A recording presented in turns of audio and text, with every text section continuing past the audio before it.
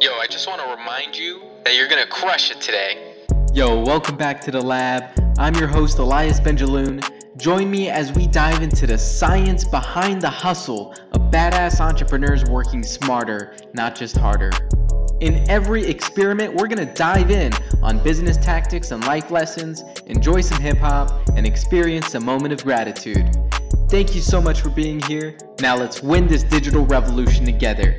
As always, we're gonna kick things off with some dope music, so I'll see you in there. Yo, what's up, everybody? Welcome back to the lab for another episode of the Hustle Science Experiment.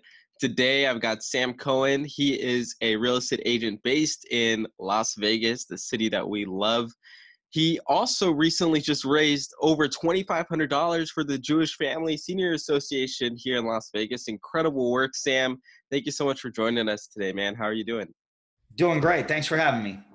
Awesome, bro. So look, we're going to dive right in. I'm excited to get into the lessons you're ready to share. But before we do that, how about you tell us, how did you become an entrepreneur in the very first place?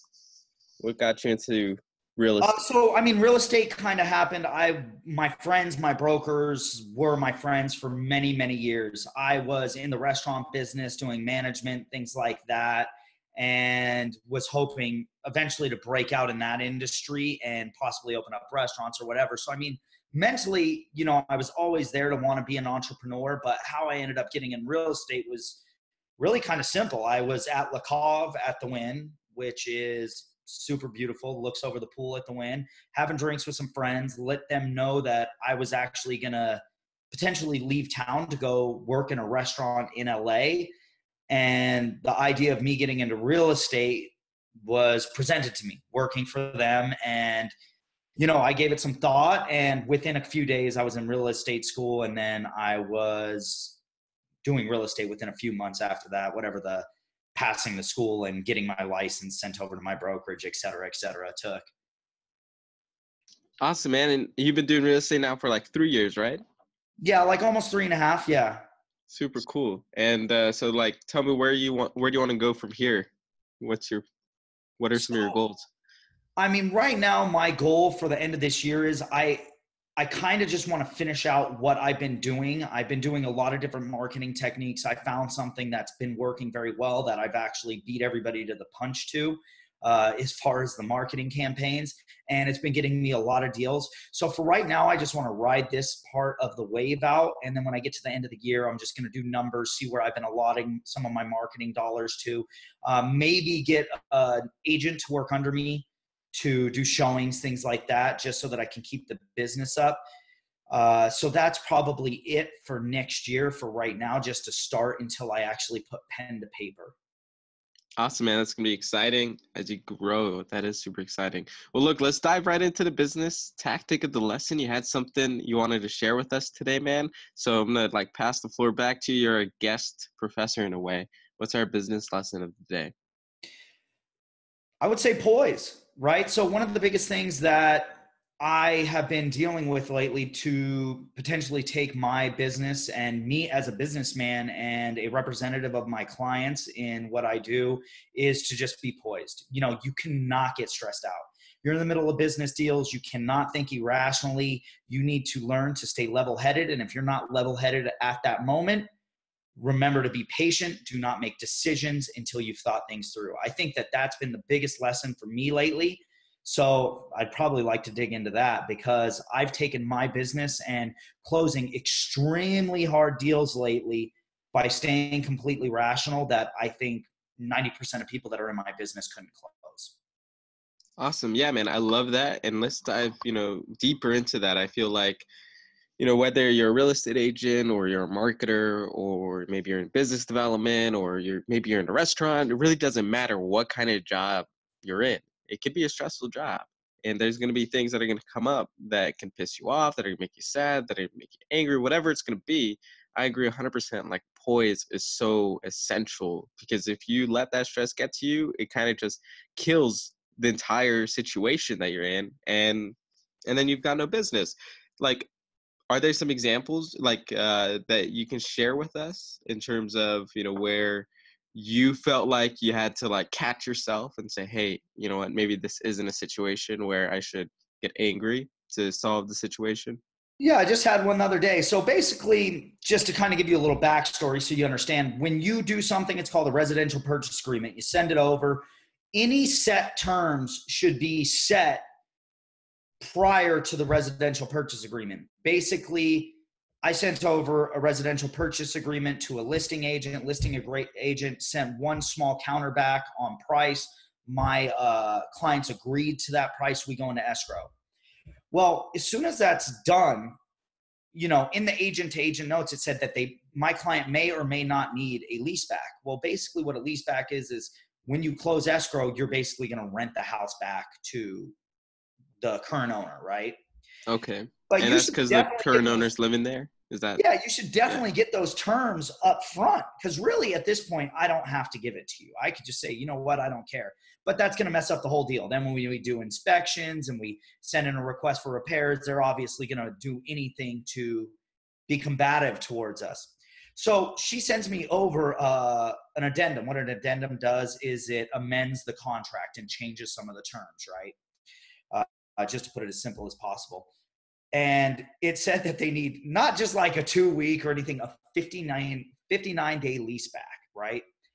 I get this thing and I look at it immediately. I get upset. I'm like, what is this? You should have done this in this different time. I'm not saying this is running through my head. I'm not saying, I'm just reading what she sent me on the computer, you know, and I'm just like, this is going to blow the whole deal, you know? And I find myself getting upset and how to deal with this, right? So I end up reading it, and my first reaction was to call the agent and be like, what is this? You should have done this. You should have done that. And it's because I was upset, right? So I stopped and I go, well, I don't even really know if this is a problem yet, right? Yeah. Like, one, they're asking for 59 days. One's if my clients are cool with 30 days and then they're actually cool with 30 days and there's something that we can make to work. Why initially get upset? Why get pissed off? You know, why call somebody and start going at them? Then when I need something from her, you know, because a big part of it is to finesse a deal and make them kind of always feel like you're working with them, even if you're, you know, so basically I called my client. I let them know they're an elderly couple. Turns out they could care less about this whole thing. So now I'm calling the lady, even though I know my clients are going to agree to it. And then I'm going, hey, you know, I presented this to my clients. They're really upset, but, you know, I want to work this deal with you. So let me see what I can do for your clients, because I want to make this whole thing work. If I can help you, you know, we're a team. We need to get this closed. Well, I already know my clients are going to agree to this.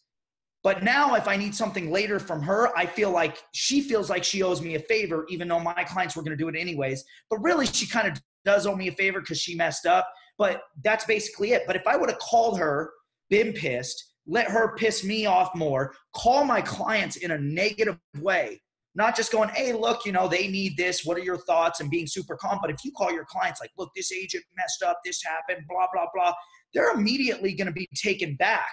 So it's all about how you handle the situation, how you deliver information, exactly what you're doing.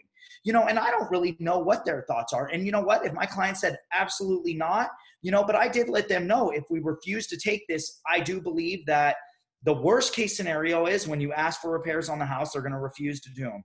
When they do anything, they're going to be very combative of us, but they cannot cancel the contract because they're already, you know, they've already signed. So the mistake was definitely done on the agent. But, you know, why create a bigger problem if you can finesse the deal and make everybody happy? So that's kind of the most recent one. And this was maybe like 2 days ago this happened. Awesome, man. Congratulations on like resolving that. So is the deal closed? It's on its way to like just being closed out smoothly now? I mean, we're just about to put the request for repairs in today. I still haven't actually sent over the signed addendum yet because I'm going to kind of use that as leverage. Okay. Get what I want done with the repairs. Yeah. But yeah, so that was just kind of it. But we're going through it. The average escrow in Las Vegas is 30 to 40 days. It takes that long to process. Okay. Basically get appraisals done and certain things that you have to go through in the home buying process. Yeah.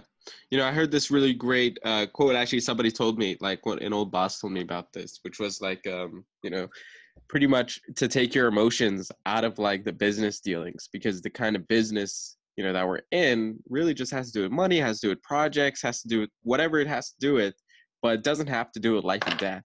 Like, we're not on the battlefield, fighting people. We're not doctors saving lives in these situations. And the reason why this was brought up and it struck a chord with me was because our like flight or fight responses, like in our bodies biologically, that like fuel these emotions are fueled to like empower us to run from a lion or to like fight somebody, protect your land. Like, they're super primitive. And so I think you're totally right to say, and I think a lot of people need to learn this lesson of controlling their emotions in these kind of business situations, because it's really not worth it. Like, it's just lead with kindness and everything's gonna work out. Kindness, candor, and just objectively dealing with situations. I 100% agree with objectively. I mean, it's just kind of like, I'll send offers over to people and they're like, well, my client's not going to accept this. And they're so upset because we're close and my client won't move. And, but they need to understand. And I tell them, I go, look, I've got my clients where you got your clients, my clients, and you've gotten your clients where you got them. We've tried to negotiate this deal. At this point, you and I have done the job, but I can't get my clients to go anywhere else. They will not pay that price for the house, or my clients will not sell this house for that price. Yeah. Whatever it is. Like, we just do our job and then we try and, figure out a way to make things work. But if you can't, you can't. And it's not a big deal. Just move on. Yeah, man, 100% on that. Dude, this was an incredible business lesson. I feel like there's a whole bunch of clients I could send this to, a whole bunch of like people I've worked with in the past that can use this. If you're an entrepreneur listening to this right now, just remember, like, these life and death emotions aren't worth, like, keep them in check in business, because if you don't and you let them control you, you're going to destroy business relationships, you're going to destroy opportunities. And like our boy Sam just did, with this deal, you generated leverage out of that opportunity instead of letting the frustration, annoy your clients, annoy you, ruin your day, ruin your relationship with these people. You flip the whole situation because you didn't let the emotions take over. So kudos on that, man. I want to move into the next thing, but do you got something you want to add to that before we move on? Yeah, I mean, kind of the other thing is you could be this close to getting something done, or, basically your objective is to get the deal organized, and say if it is a negotiation over money or something like that, and you're actually doing a business deal, if people see that you're emotional and acting irrationally, they're just going to let you, if they think like I think, when people are screaming at me doing all this on the phone, I know I got them. I know I got them because they're not even thinking rationally. So basically, You're giving yourself up too. So I guess that's another thing.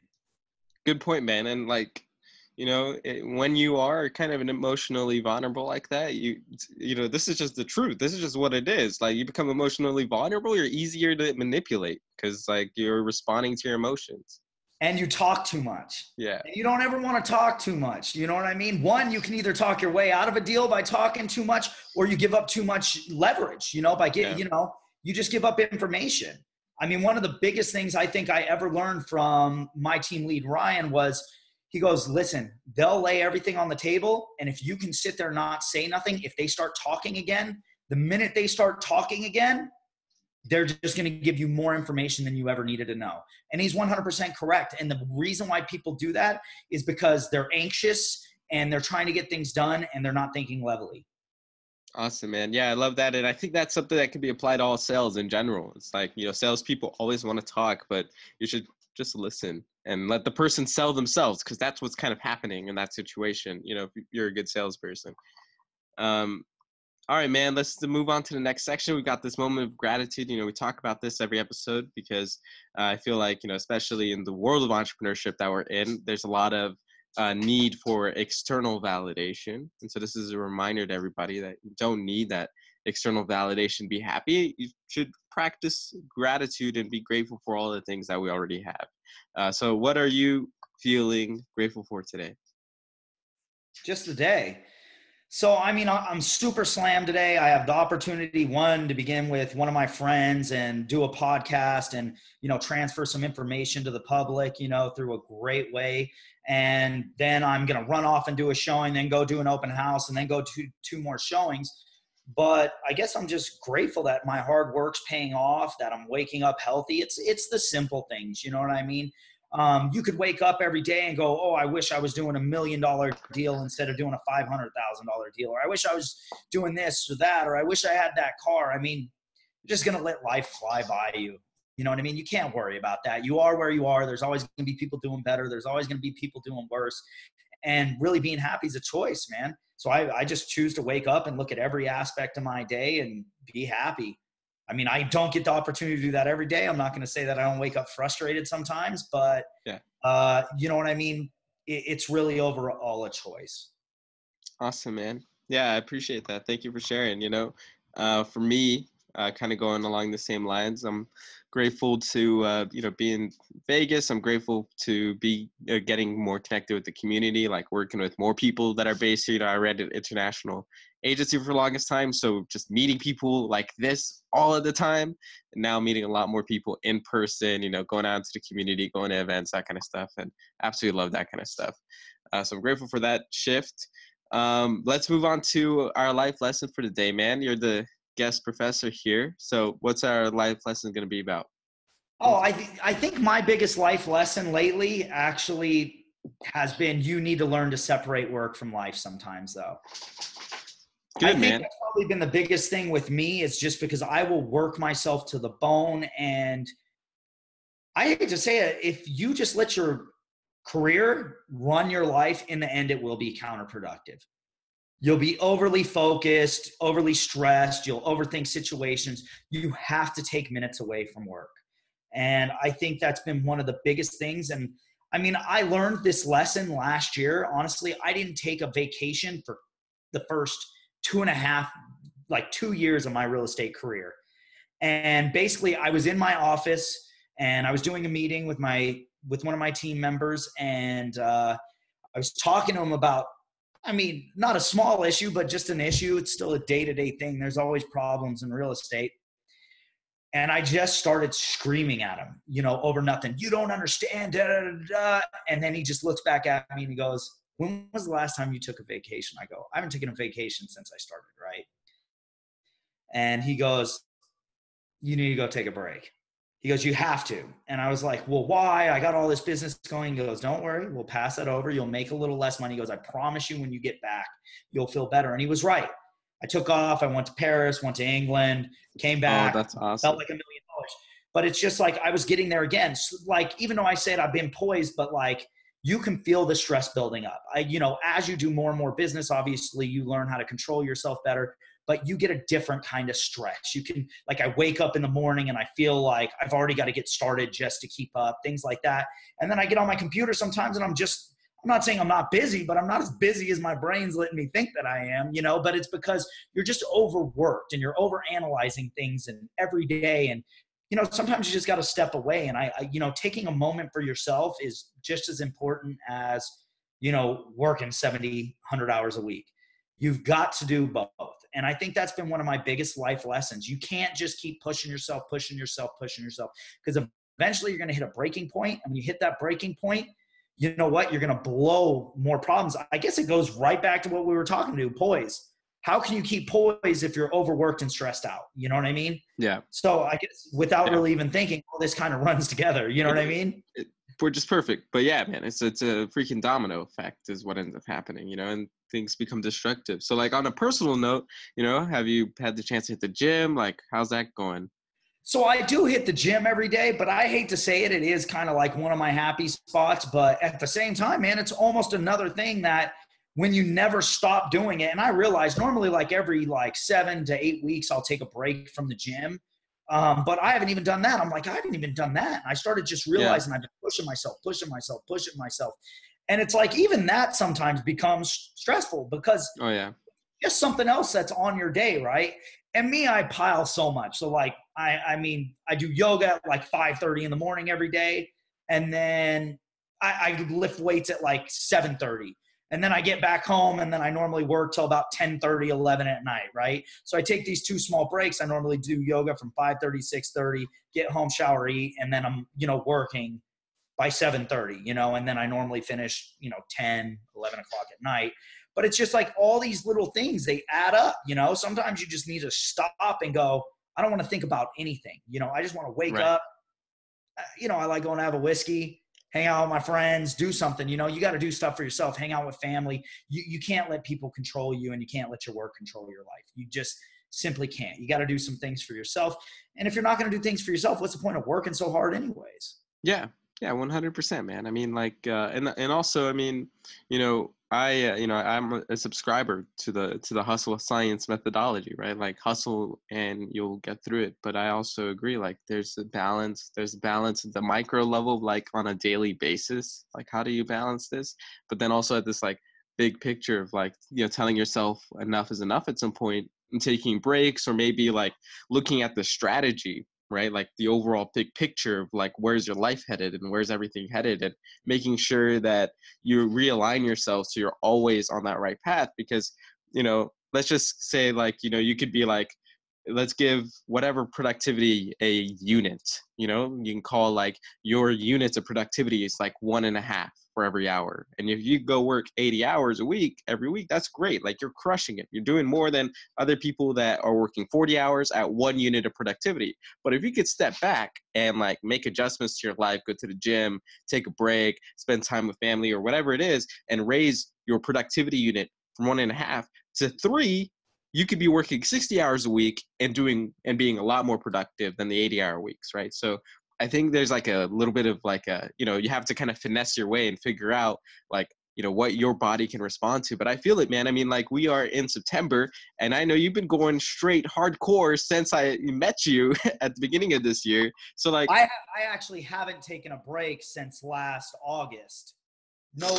Oh, no. I took one small vacation. I went to Sundance Film Festival. Oh, yep. That's how we ended up getting connected. Correct. Yeah, that is how we ended up getting connected. So yeah, but so I did that small vacation, but everything else has been work. But then it goes back. So I 100% agree with everything you say, but then it goes back to the gratitude moment. Listen, man, when I'm on and I'm in a good mood, people feel my presence. I'm telling you what, man, I'm unstoppable. People love speaking with me, and I just get this energy with these clients. But I hate to say it, man, sometimes when I'm overworked, I get through these deals, and I'm not saying I'm not happy and my clients don't like me, but there's a different energy. Because when you're overworked, it makes it harder to choose to be happy or just to have that natural vibrance. And I'm not saying that you can't kind of fake it and still be happy and make that choice and push yourself, but there's a difference when you don't even have to think about it because you're recharged, And 100%. You shouldn't even think about it. Yeah, when you're on that level, dude, you're unstoppable, right? And that comes with, taking a break, doing something for yourself.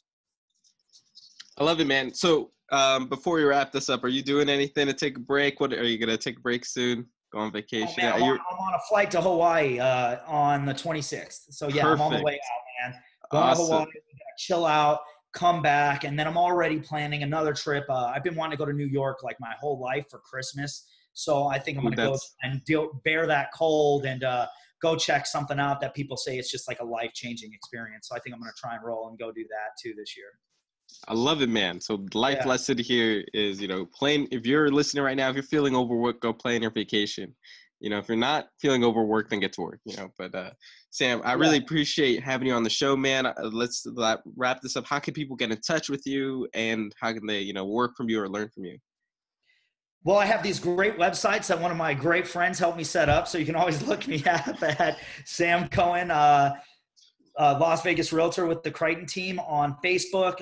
Sammy C Sells Las Vegas on Instagram. You can go to samcohenlasvegas.com. You can check out my food blogs and some of the cool stuff that I put up online for just local Vegas stuff, especially like restaurants and things like that. I do all this cool stuff and I post about it. I also have Sam Cohen Las Vegas Real Estate, which will then .com, which you can go ahead and you can find all my listings and some of the work I've been doing and different things in the community. That's several ways, or simply give me a call, 702-884-8276.